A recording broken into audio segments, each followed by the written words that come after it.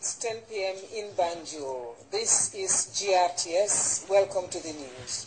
In the headlines tonight, the African Union honors the Gambia's first president, Alhaji Dawda Kairaba Jawara, for his contribution to the continent's progress. The newly appointed Inspector General of Police, Landing Kinte, shares his action plan with GRTS. Egyptian and Palestinian authority leaders set to meet in Cairo to discuss ongoing peace talks. And authorities in Somalia struggle to contain a new cholera outbreak, the worst in 5 years.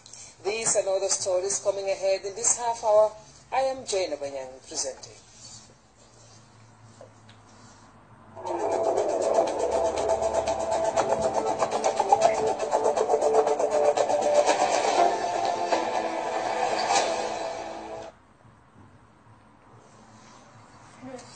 The African Union has recognized the contributions of the Gambia's first president, Alhaji Dawda Kairaba Jawara.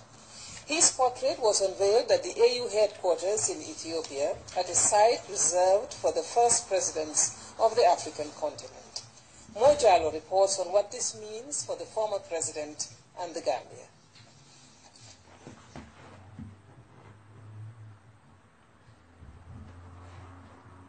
On the sidelines of the African Union Summit in Addis Ababa, President Adama Barrow held talks with Rwandan President Paul Kagame. The two leaders discussed strengthening bilateral relations between the Gambia and Rwanda. President Barrow also held discussions with the Saudi Foreign Minister Adel Jubeir, who is in Addis to engage African leaders and seek support, particularly in this critical period where tensions in the Gulf region are high. Just before he left Addis, President Barrow and delegation took part in a symbolic ceremony at the African Union headquarters, where the portrait of first President Sir Dawda Kairaba Jawara joined those of the founding fathers of the Continental Party. The ceremony will eventually restore President Jawara's place as a great Pan-Africanist who helped strengthen the then OAU and now AU.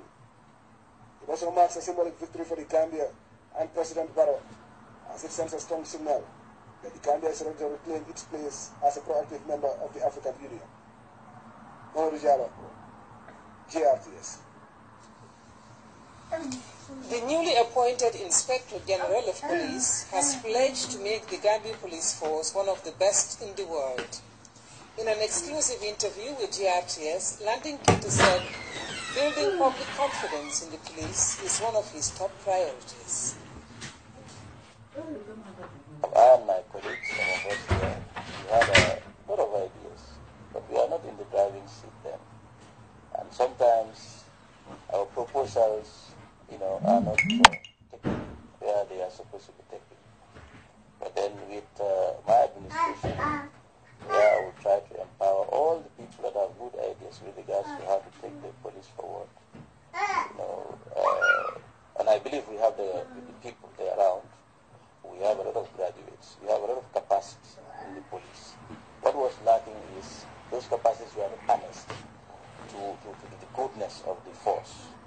Because, initially few people were designed without, inviting other people who might have a lot to add. That takes me to some of the things that we have in place. We've organized a think tank, because our approach is to have a strategic direction for the police force. We want to start with a think tank where we would get the people to tell us what they think would carry the police forward. We have launched it last week, and then we are starting from the headquarters. The same team will go up to the regions. The last recruit in the police, no matter where you are, will have a say as to where you think the police should go.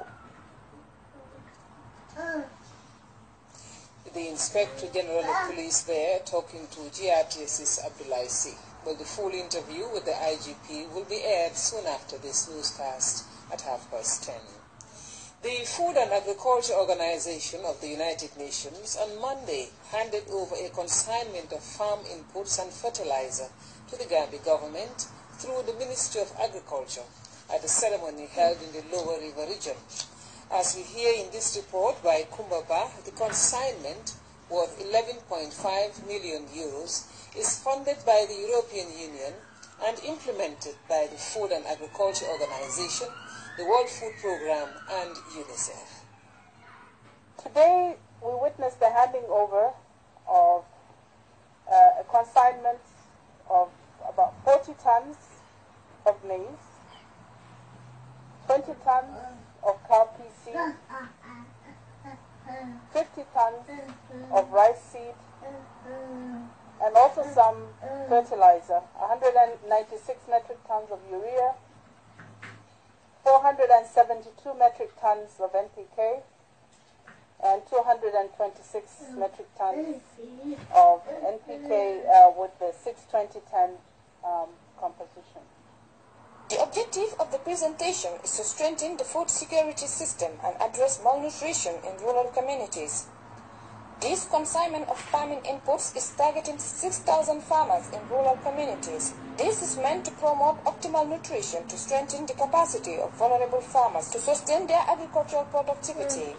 Let me also mention that in the coming days, in the next week or so, there will be another 40 metric tons of groundnut seed, which will arrive and will add to the total amount of input. The European Union has been a key partner in improving the Gambia's agricultural sector. Its intervention has helped improve income and productivity of local farmers in addressing food insecurity. The European Union is a major global financial actor in terms of food and nutrition security. And as I mentioned already, during the crisis, the European Union was here to support. I am proud to say that we are still here, and I can assure you that the European Union will be here to further support the Gambian people, the hardworking Gambian people, in developing this country further. The Director General, Department of Agriculture, assured the donors that the inputs will be given to vulnerable communities. The inputs would be distributed to the most vulnerable, in households where there are malnourished children and stunted children. The Governor of Lower River Region said the materials will enhance the livelihood of farmers in her region and challenge the beneficiaries to make best use of the opportunity. My challenge goes to the farmers here present, those who are going to be the beneficiaries of what is going to be distributed today. We have to be dedicated, we have to be cautious, we have to be very hardworking, so that at the end of the day, what we are all yearning for, we will get it. With the provision of these fertilizers and farming inputs, beneficiaries are appreciative of the gesture, while looking forward to increasing their yield. Reporting for GRT's News, I am Kumbaba. The National Council for Arts and Culture, in partnership with UNESCO, on Friday convened a stakeholders forum to revamp the country's culture as well as update the policy framework with the aim of building a robust cultural landscape. Abdullah Baji has more.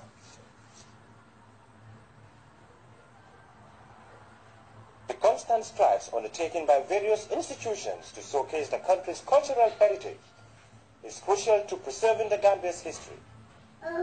Today's forum by the National Center for Arts and Culture, in collaboration with UNESCO, is part of those efforts. The theme of the forum is strengthening the legal and policy framework for realizing the potentials of culture and the cultural industries in national development. The event that brought together government officials and partners in the culture and hospitality industries will help in building a robust cultural policy for the Gambia. A robust cultural policy, together with an up-to-date legal framework and strengthened NCAC, will form the bedrock for the rise of the sector to higher heights. The lead consultant, Dr. George Abundu, outlined the pivotal role traditional leaders play in helping to promote culture. And that has come. Today we are talking about sustainable development and the role of culture. Some of them have been mentioned in terms of tourism. It goes beyond that. There are the cultural industries, and I'm very happy that the cultural industries are here. The representative of UNESCO underscored the importance of the program in reshaping the country's cultural landscape. It is important that we are gathered here efforts together to revamp the culture sector, work on a roadmap, so that our Gambia is at its rightful place as cultural landscape of the world is concerned.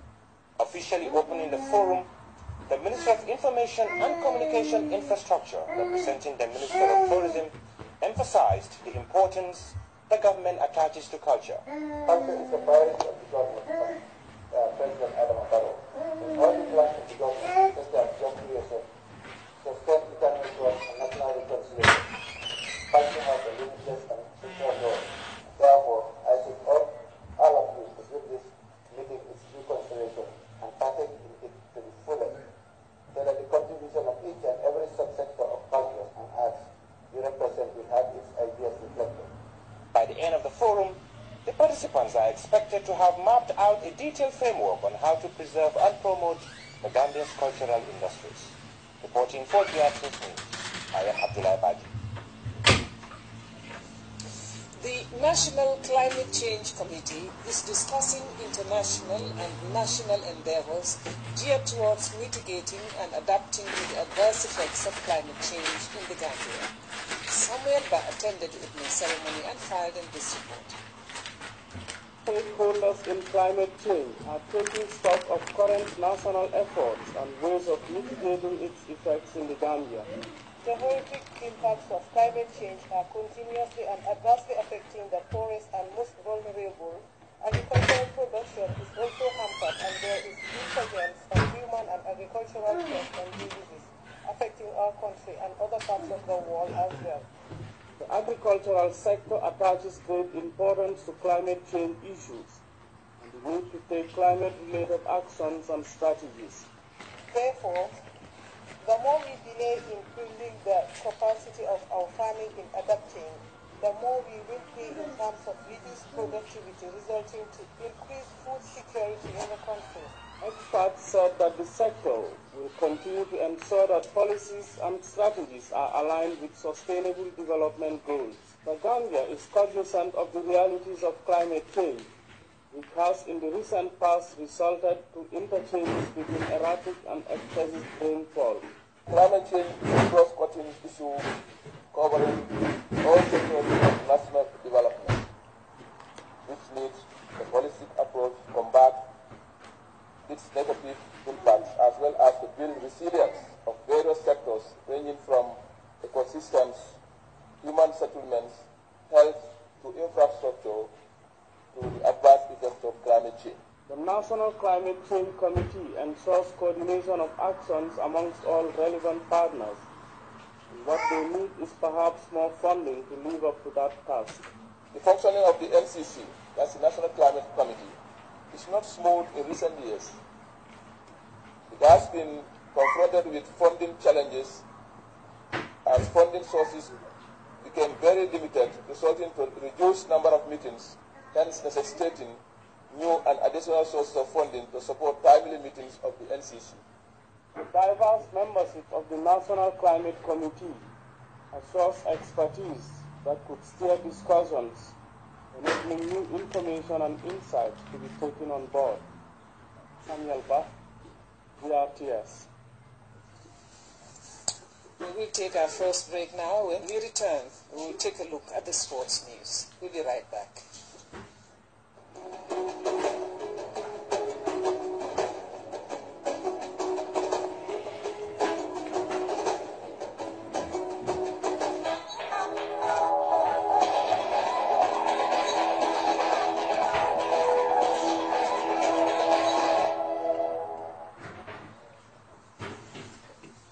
Welcome back. Chagrajala's late second-half goal was enough to give Ngoyan Football Club the all-important winner in the opening of the Banjul Nawetan football tournament. They defeated Juventus Football Club 1-0 at the Super Cup final over the weekend. Modu Lamin Sane was there and he filed in this report. The KG5 Mini Stadium was the venue for the Banjul Super Cup final between Goyan FC and Juventus Football Club, Serial champions Ngoyan FC were crowned winners of the Super Cup after defeating Juventus 1-0 in a frantic encounter. Chano Diallo's header from a corner late in the second half was enough to give Ngoyan the victory for the season opener.